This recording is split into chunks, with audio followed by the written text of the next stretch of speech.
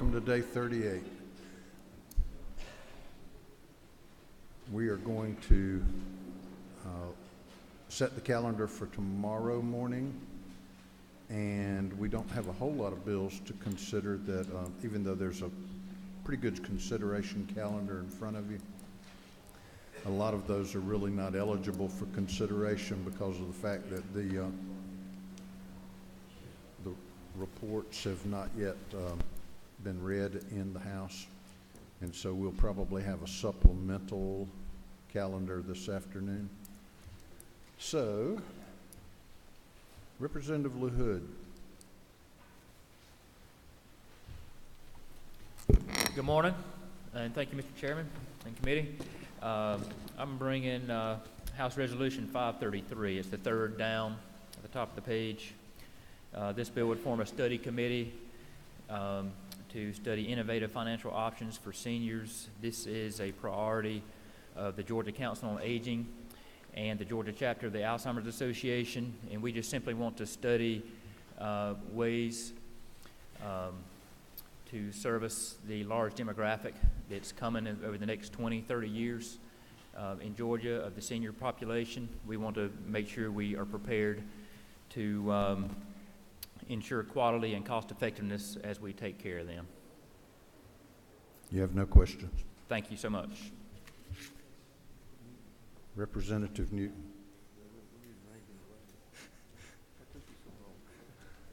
Thank you, Mr. Chairman. Good morning, committee.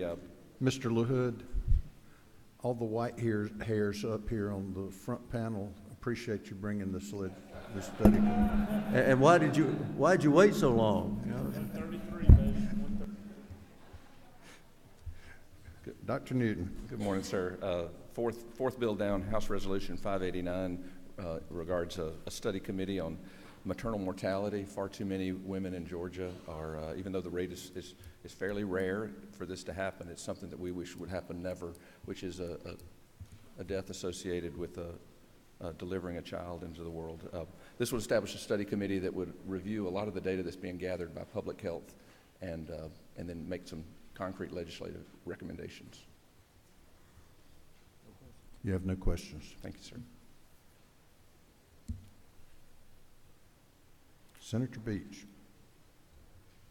Thank you, Mr. Chairman. Members of the committee, I come before you on modified open rules, SR 19. It's the Georgia Commission on Freight and Logistics. To create that, it will be created till December 31st of 2019. Chairman Tanner and I want to both work on looking at freight and logistics through our state and how we move freight and from the port throughout our state from point A to point B. He also has a resolution that's in rules today that is a companion resolution to this. Any questions? You have no questions. Thank you. Senator Martin. Good morning, committee. Thank you, Mr. Chairman.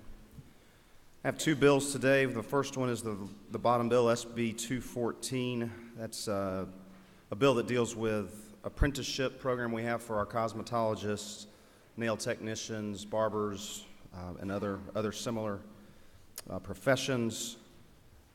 It just makes one, at this point, it just makes one small change to the language with that. I think a few other things were added on. I'm sure Chairman Powell from Regulated Industries could speak more to those changes. He has his microphone ready. Chairman Powell. Thank you, Mr. Chairman. Is it not true how grateful we are for some of the bills that you've put in, that we've been able to move some other things that have passed but just didn't get to the finish line? Is it not true that what really this has turned into is that a bill that was passed out of the committee, two bills that passed out of the committee, one on the microblading that treats these folks who have cancer that's lost their eyebrows and things like that. It moves it from tattoo art to body art. And the other one is that Representative Washburn's bill that was passed earlier that says that if you're going to advertise yourself as an electrician or electrical contractor, you got to have a license to do so. That is true, Mr. Chairman. And it makes such a better bill. And you're not getting the cosmetologist mad at you. Thank you, Mr. Chairman, for your wisdom in that. Mr. Williams. Mr. Chairman, question to the Senator. Thank you for the bill. Some years ago, I had reason to do some things on cosmetology and discovered that apprentice had to be approved by a group of lawyers to be an apprentice to cut hair. Are we still living under that archaic rule? And I never understood why lawyers had to approve an apprentice. Representative Williams, the bill didn't deal with that aspect of the code, so I'm not 100% sure, but I will rest on the fact that you may know of what you speak. Good answer. Chairman Martin. Isn't it true, to my friend, cousin, Senator Martin, that we've never seen a lawyer with a bad haircut, though? I will rest on your wisdom on that issue, on that subject.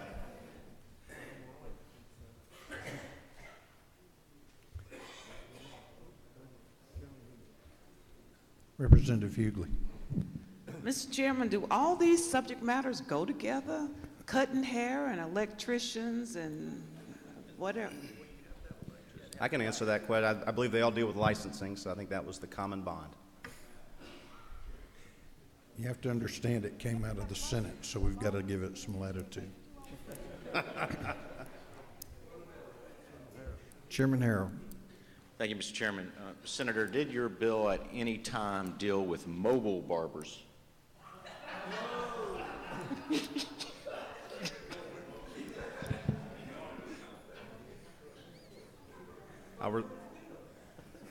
Fortunately for you, you have no more questions. Well, good. Very good. I do have one more bill I'd like to present, if it's okay with the chairman. I wanted to make sure I got that one out of the way first for the laughs. So, the second bill is SB 138. It's midway down under modified structured rule. I had a call from a constituent actually early during session, and he told me a story about how I've known him well. I've gotten to know him through the last few years. He's a former Atlanta police officer who is disabled in the line of duty. He lives on a very fixed income, and he struggles. Like anyone else on a fixed income, he struggles. He had purchased a vehicle, had to pay TAVT. The vehicle wound up being a lemon. It was a used vehicle, so he had no recourse. So he had to buy another vehicle, and then of course he had to pay TAVT again.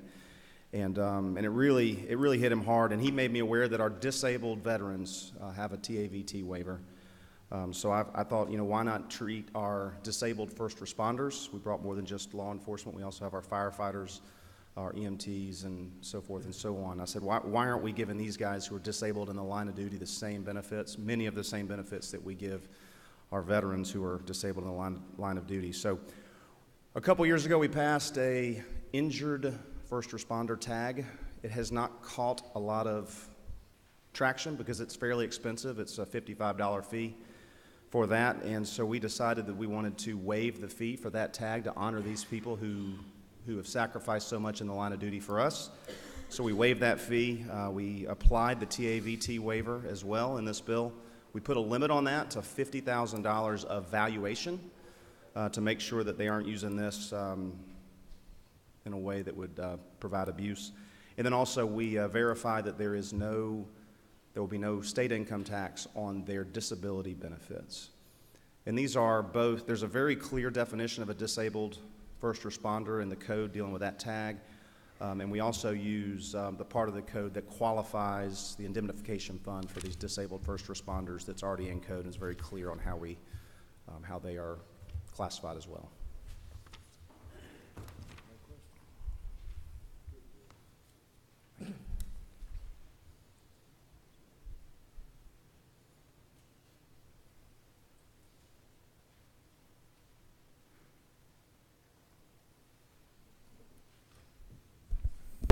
I have a question. Is it your intention to exempt the disability benefits from income tax? From state income tax, the disability benefit that they receive under the indemnification fund. Yes, sir. I don't think that's what it says. It says an amount equal to 100% of the payments to a disabled first responder to the extent that such amounts are included in the taxpayer's federal adjusted gross income. Would somebody interpret that as to disability payments when it says just payments? Mr. Chairman, I think what it's, I mean, that is citing what they would receive under that indemnification plan. So that, I mean, it's citing the amount that they receive under that plan, which can be received as a monthly benefit, or it can be received as a lump sum. So that's why we chose that wording. Okay. We are not going to consider the bill until probably on a supplemental, so we'll take another look at it. But we just want to make sure that we have, that the bill does what you intended to do.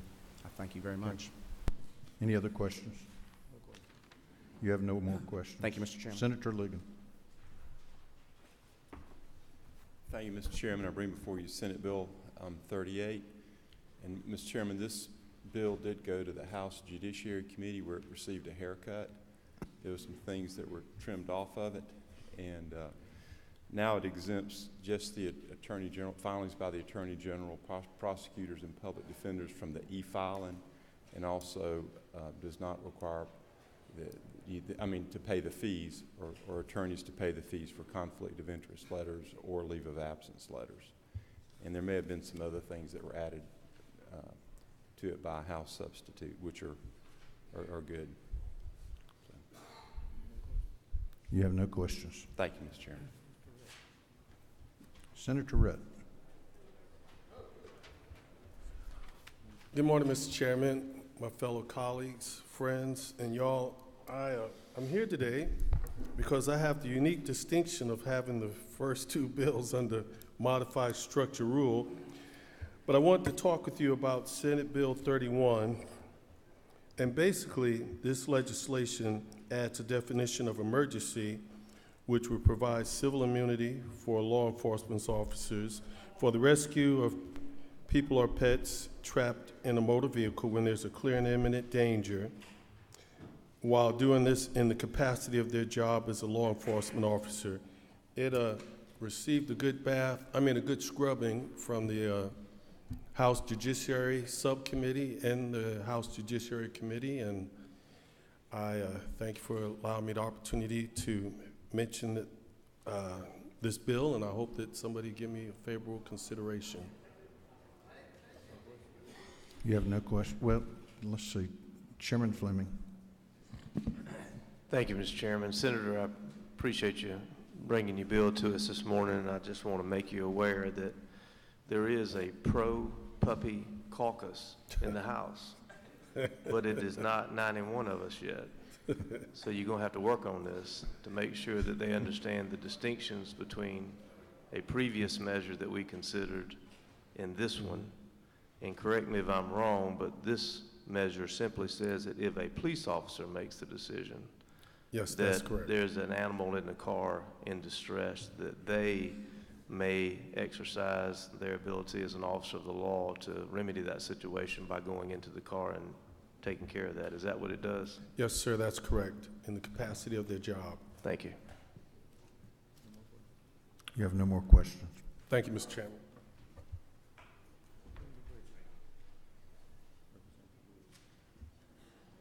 Representative Williams. Thank you, Mr. Chairman. Appreciate y'all seeing me today. I bring before you travel insurance. We improved it. This comes, Senate Bill. What bill? It's Senate Bill 195. We discussed it yesterday in the Insurance Committee, and I wanted to bring it before you today. This Travel Insurance Act creates standardized protections and requirements through building upon existing licensing framework already codified, creates definitions on damages covered by travel insurance, as well as groups eligible for travel insurance, maintains a registry of travel retailers that sell this product. This has been vetted by the NCOIL, the NAIC, as well as the Department of Insurance. Whip Kelly. Thank you, Mr. Chairman. Could the presenter give us any instances where they may have trouble trying to get from one place to the other that may delay their arrival? Well, if you must know, I had a flat tire this morning, so I I was having trouble in the parking deck this morning, but thank you. I'm glad you got somebody that could change it for you. Well, it has not been changed, but I will need a ride this afternoon, so I take that as you will help me. You got it. Did you buy travel insurance for that trip? No, sir, but you know, I might need to start selling it. You have no more questions. No. Thank you. Senator Unnerman. Good morning, Mr. Chairman, members of the committee. I believe Senate Bill 115 is not on your calendar yet, but we took it upstairs, so you should have it in your office. But I wanted to come today and bring it to your attention. Okay. This is the Lieutenant Governor's initiative on telemedicine and telehealth. It authorizes the Georgia Composite Medical Board to issue a telemedicine license to physicians who do not physically practice in the state of Georgia. So it should, I guess, be available. Probably for a supplemental tomorrow. Okay, all right, thank you very much. I sure do appreciate it. You have no questions.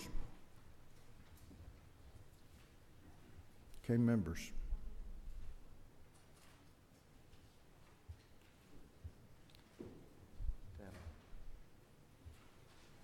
Chairman Tanner.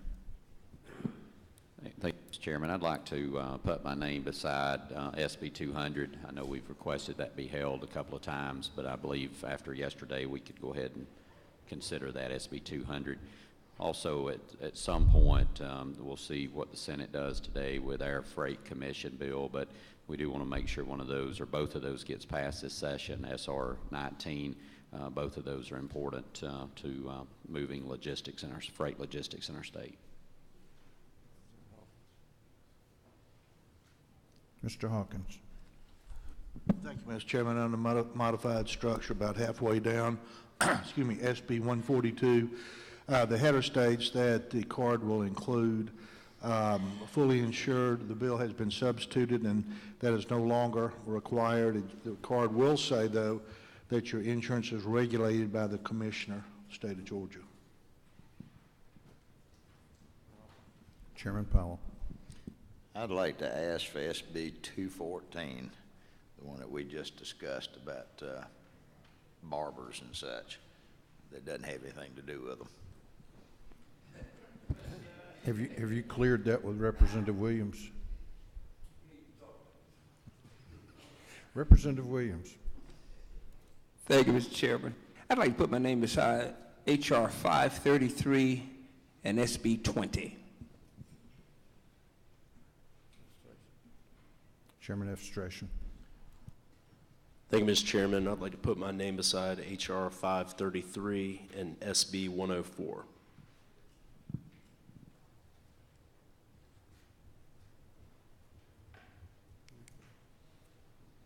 Representative Hughley.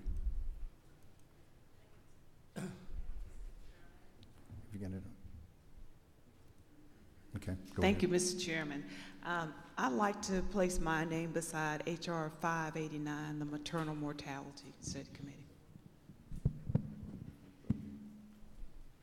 Mr. Bodie. Thank you, Mr. Chairman. Under modified open rule, I would like to put my name beside H.R. 48. That's Representative Gilliard's resolution, as well as H.R. 72, which is Representative Darshan Kendrick's resolution.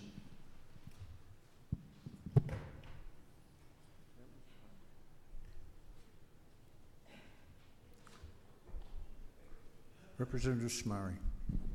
Mr. Chairman, I'd like to request and put my name by SB 20 and SB 31. Thank you. Chairman Smith. Thank you, Mr. Chairman. I'd like to put my name by the first bill, House Resolution 48. It's been well vetted in my committee. Mr. Carson.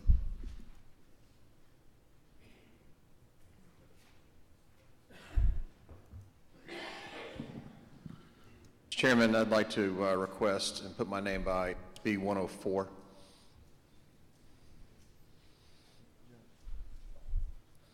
Representative Jackson. Mr. Chairman, I'd like to put my name beside SB 68.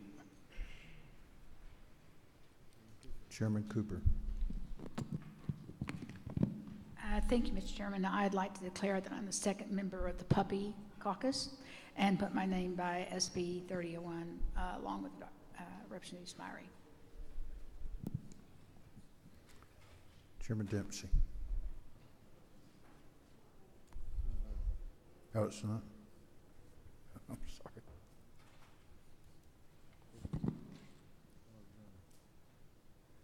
Representative Drenner. Thank you, Mr. Chairman. I'd like to put my name beside of H.R. 48 and H.R. 72. Okay. Chairman Taylor. Thank you, Mr. Chairman. I'd like to ask for H.R. 589.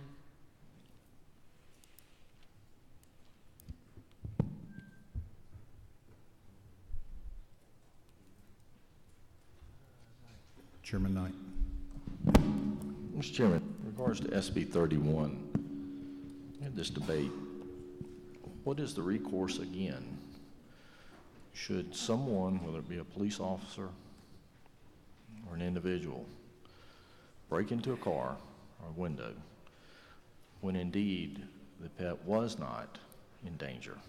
Or should that pet, in the case of a dog, bite somebody? What is the recourse or the protection for the responsible pet owner who did nothing wrong? I think that you should ask that question on the floor when we get there, if we get there. I don't know the answer. Whip Kelly. Thank you, Mr. Chairman. I just want to place my name next to H.R. 589 as well as SB 195.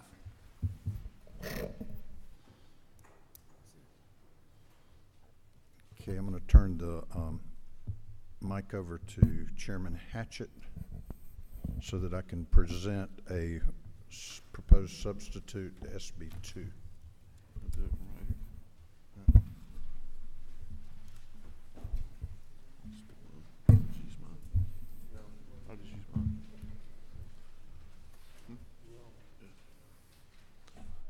Chairman, do you have a bill you would like to present?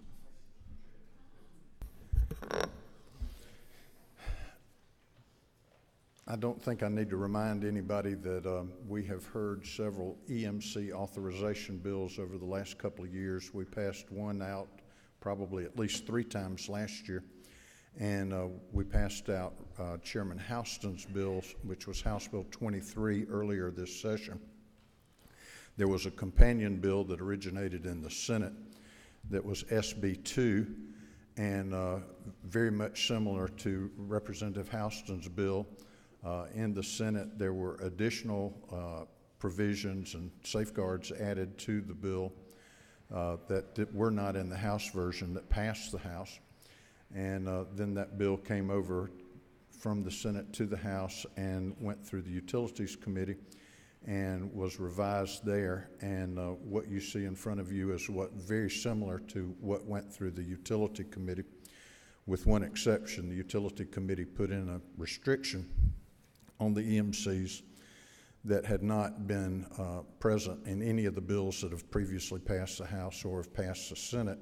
And that restriction was that the EMCs would be limited to serving only unserved areas, which sounds good on its face, but in reality, if you tell a business that the only place that you can serve and the only customers you can serve are the worst of the worst as far as not having enough density, not being profitable, not being anything, and that you can't serve any area that's profitable, then you basically are saying you can't get into the business. And what we're trying to do here is to remove barriers rather than increasing barriers to providing broadband in rural areas and unserved areas of the state.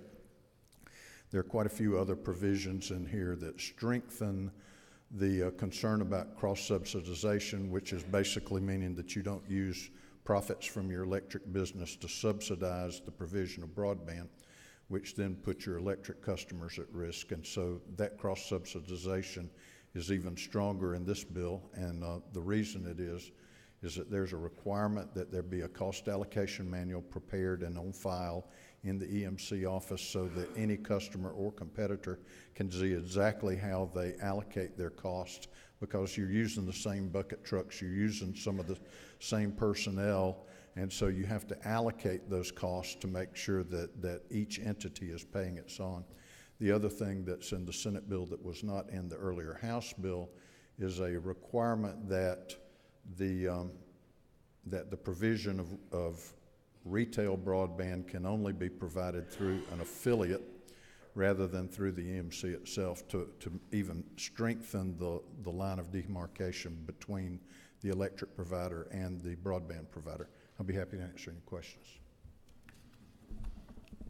Looks like you talked too long. Chairman Harrell. Thank you, Mr. Chairman.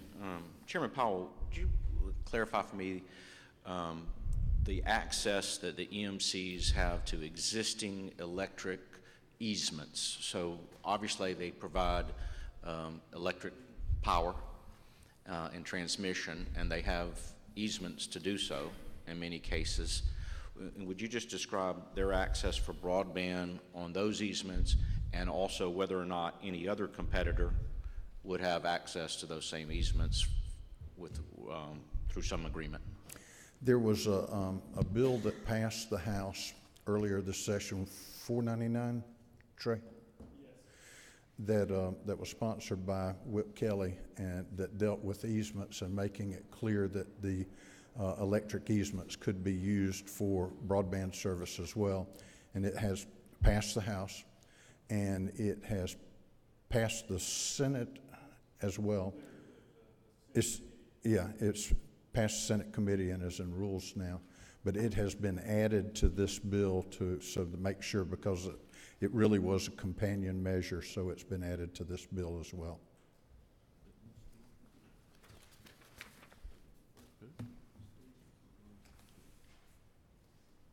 Chairman Stevens.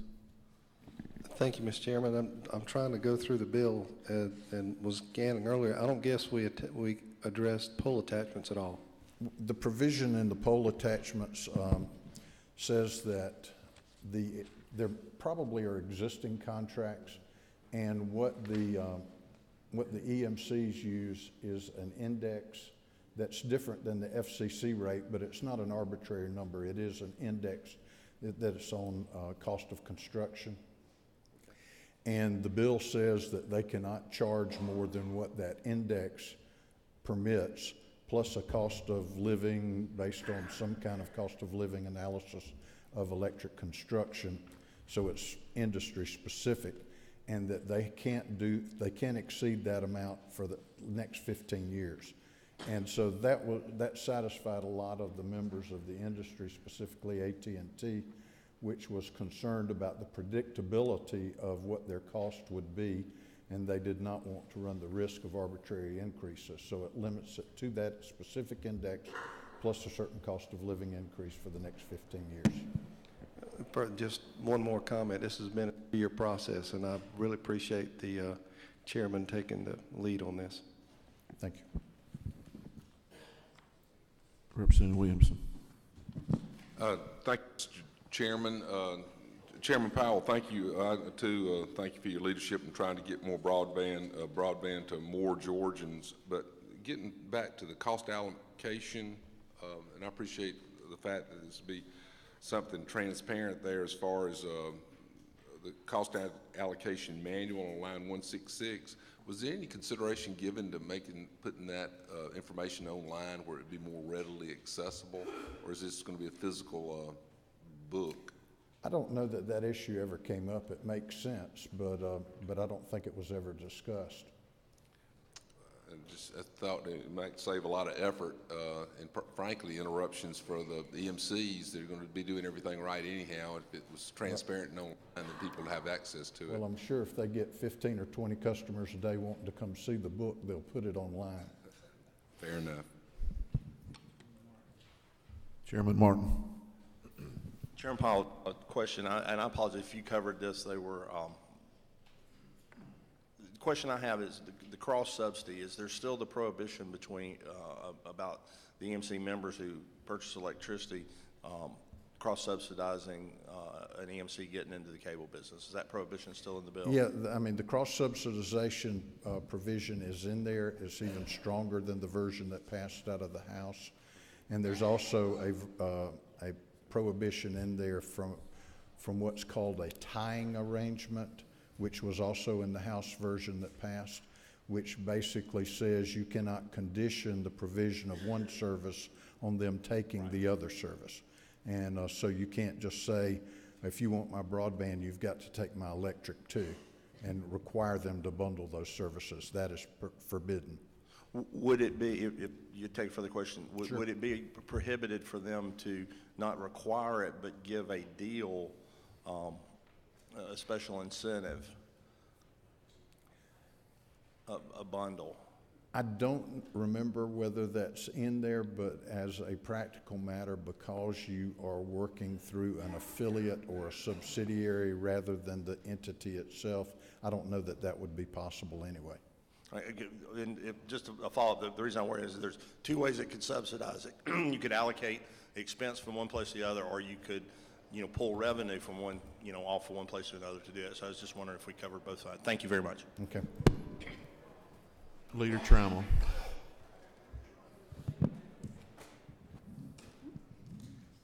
Thank you, Mr. Chairman. The question I have is about the cross-subsidy provision and the dispute resolution mechanism. Can you expand on why the Superior Court is, you think that's a good dispute resolution mechanism for the enforcement of the cross-subsidy provision? Are you asking me if I think that's, yeah, because number one, the people that are most affected by the cross-subsidization issue or the presence or absence of a cost allocation manual are the members of the EMC themselves. And so to require them to bring a declaratory judgment action in the county where they live makes much more sense than saying that you have to file it somewhere else, like either in the business court in Macon or the PSC in Atlanta or something like that. If the EMC and the customer are both in the same area, then let the court decide. But one of the things that's in there are actually two additional provisions in the venue. One is that the Superior Court can appoint a special master so that the court itself does not get bogged down in this. It's almost like an auditor or somebody that can come in and make findings and then recommend to the court a certain action. The other provision that's in there to keep there from being home cooking is that they have to report this to the administrative law judge for the district, which then would either appoint a senior judge or an acting Superior Court judge from outside the territory of the EMC to preside over the case. Representative Williams.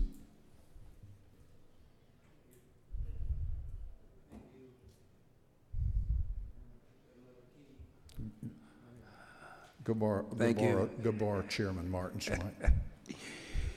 Mr. Chairman, when this bill was brought up, it was drawn as a bill to help bring broadband to rural Georgia.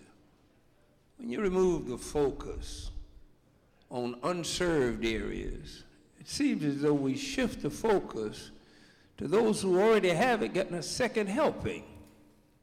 And I hear the eloquent explanations, but the average person down my way and rural folk that have nothing, they just want to know, am I going to be able to get the internet? And the average person is not going to know how to get to Superior Court or any place else. Am I going to get the internet? And from the sounds of this, we have moved the focus off of rural access to broadband. That's just a thought. I'm speaking for Liberty County, Long, McIntosh, underserved areas. First of all, remember that what we're trying to do is we're trying to remove barriers. And one of the barriers is that any corporation in the state of Georgia, if they want to get into the broadband business, can do that, except for EMCs. And that's because they've got specific statutory authority. And so since this is not listed as one of the things that they can do, the intention of this bill is to allow them to serve because they are already in the areas that are unserved. But the second thing that you have to understand is that because they are cooperatives and they're nonprofits, they're not driven as much by a profit motive as a profit corporation, for-profit corporation. The other thing is that their board of directors and their owners are their members. And so if they start serving an area and don't serve other areas, they will hear from their customers. And one of the reasons that they are interested in this legislation is because their customers are now demanding this service and they can't provide it because there's not statutory authorization. But if you limit them to just serving unserved areas, I think what you do is you do more damage than good because they aren't going to be able to do that. If you can't cross-subsidize and you're only able to serve non-profitable areas, then you're not going to get into the business, and we defeat the purpose. One follow-up, please. I appreciate that, and I certainly understand the economics of it. But by their very definition, they were started to serve the unserved. They grew because they went where Georgia Power didn't want to go. They hadn't done bad at that. They have poles in these unserved areas now. While I'm a great supporter of EMCs, their very existence means we're here to go where nobody else wants to go. Chairman Hawkins. To the chairman, since the EMCs are already out in the rural areas, with this bill, they could be the first responders to the folks that need broadband. Isn't that correct? Say your question again. Wouldn't they be the possibly be the first responders to the folks that need internet? In other words, they will get the internet to the rural areas much quicker since they have the poles and the lines already They are present? positioned to do that. That is correct. Right. And this bill just says may. They're not forced to do it. That is correct. Thank you. You have no more questions. Thank you. Members of the committee, you have an amendment on your desk. It's to substitute SB 2 LC 364028 ERS. We have a motion to approve. Is there a second? All those in favor say aye. Any opposed? Congratulations.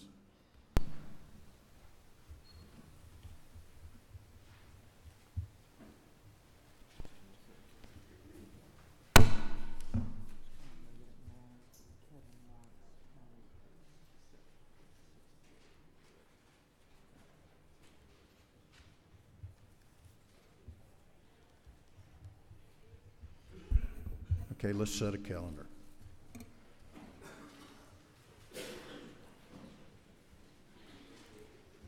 Under modified open. And this is calendar for tomorrow. SB 68. It's on. I understand that there will be a substitute that may be presented in a future rules meeting, but it's not yet on your desk. There is a substitute perhaps on your desk, but that's not the substitute that will be presented.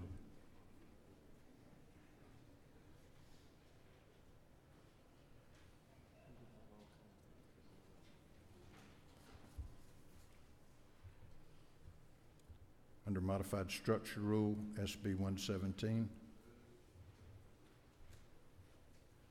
It's on, and if you will recall, we adopted a rule substitute yesterday, which will be on the floor with this bill for the consideration of the membership.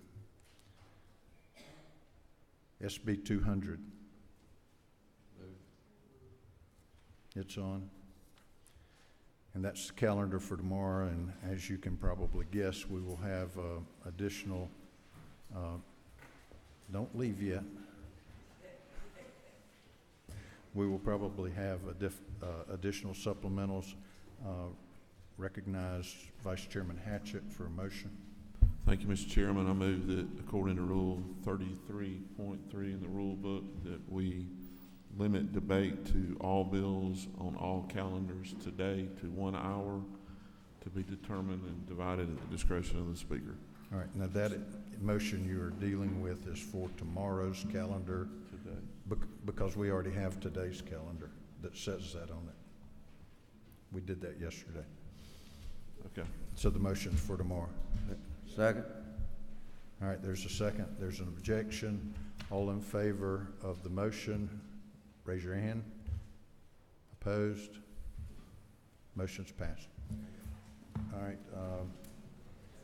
Chairman Smith.